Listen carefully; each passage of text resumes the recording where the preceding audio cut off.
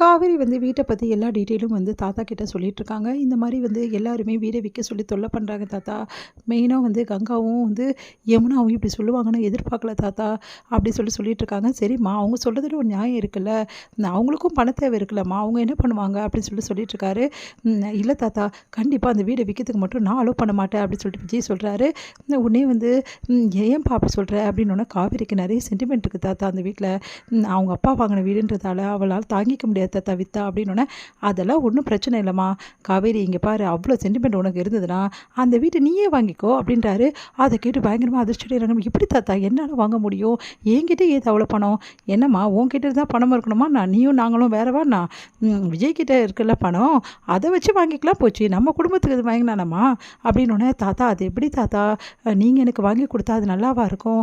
இங்கே பாருமா, இதை நான் உனக்கு வாங்கி கொடுக்கல, விஜய் தான் உனக்கு வாங்கி கொடுக்குறான். ஏன்னா விஜயோட சொத்து இதெல்லாம். விஜய்க்கு சொந்தம்னா அவன் பொண்டாட்டிக்கும் சொந்தம் தானே. அது எப்படி இப்போ தனியாக பிரித்து பார்க்க முடியும்?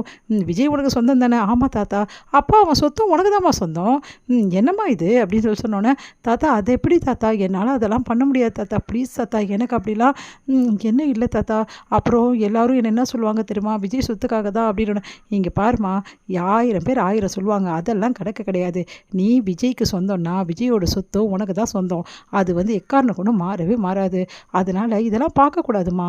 விஜய் தானே உனக்கு வாங்கி தரலாம். தாத்தா செம்ம ஐடியா தாத்தா. இந்த விஷயம் பாருங்களேன், எனக்கு தோணவே தோணலை. காவேரிக்கு எதாவது பண்ணணும், காவேரி எப்படியாவது இந்த விஷயத்தில் அவளுக்கு எதாவது பண்ணணும், அந்த வீட்டை மீட்டணும்னு நான் யோசிச்சேனே தவிர அந்த வீடை வாங்கணும்னு யோசிக்கவே இல்லை தாத்தா. தாத்தா சூப்பர் தாத்தா அப்படின்னோடனே, டேய் என்னடா இது, இதுக்கு என்னடா சூப்பர் இருக்குது? உண்மை இது தானடா. உன் பொண்டாட்டிக்கு ஏதாவது செய்யணும்னு ஆசைப்பட்டேன்னா நீ செய்ய வேண்டியது உனக்கு கடமை இருக்குடா. உனக்கு இருக்க சொத்தெல்லாம் என்னடா பண்ண போகிற? அது உன் பொண்டாட்டி சந்தோஷம் தானடா முக்கியம். ஆமாம் தாத்தா, காவேரிக்கு இந்த வீட்டை எப்படியாவது வாங்கி கொடுத்தணும் தாத்தா. இதுக்கு நான் சம்மதிக்க மாட்டேன் அப்படின்றாங்க காவேரி. உன்னை ஏமா இப்படி பண்ணுற? எனக்கு இதில் விருப்பம் இல்லை தாத்தா. எனக்கு இந்த வீடெலாம் வேணாம் தாத்தா அப்படின்னோடனே, சரி இப்போ உனக்கு என்ன பிரச்சனை அப்படின்றாங்க. இல்லை தாத்தா, எனக்கு வீடெலாம் என் பேரில் வாங்க வேணாம் தாத்தா, எனக்கு இதெல்லாம் வேலைக்கு ஆகாது தாத்தா அப்படின்னோடனே, சரி இப்போ அந்த வீடு உனக்கு கை விட்டு போகக்கூடாது. அதுக்காக தான் நான் சொன்னேன். சரி நீ வேணான்னு சொன்னீங்கன்னா விஜய் பேரில் வாங்கிடலாம். இன்னும் யோசிக்கிறாங்க காவேரி. விஜய் பேர்லையா? ஆமாம், உனக்கு கஷ்டமாக தானமா இருக்குது. விஜய் பேரில் இருந்தால் உனக்கு எந்த பிரச்சனையும் கிடையாதுல்ல அப்படின்னு ஒன்று யோசிக்கிறாங்க. அதெல்லாம் தெரியாது. உன் வீடு உனக்கு கை விட்டு போகக்கூடாதுன்னா விஜய் பேரில் சொத்து வாங்கிடலாம். விஜய் பேர்லேயே இருக்கட்டும் சரியா? அப்போ உனக்கு சொந்தமாக தானே இருக்கும் அப்படின்னு ஒன்று யோசிக்கிறாங்க. உடனே விஜயும் தாத்தாவும் கண்ணடிச்சுக்கிறாங்க. சரின்னு சொல்லிட்டு 2 பேரும் யோசிச்சுட்டு அப்படியே இருக்காங்க. அப்போ காவேரி சொல்கிறாங்க, தாத்தா இது சரிப்பட்டு வருமா தாத்தா? இதில் என்ன இருக்குது?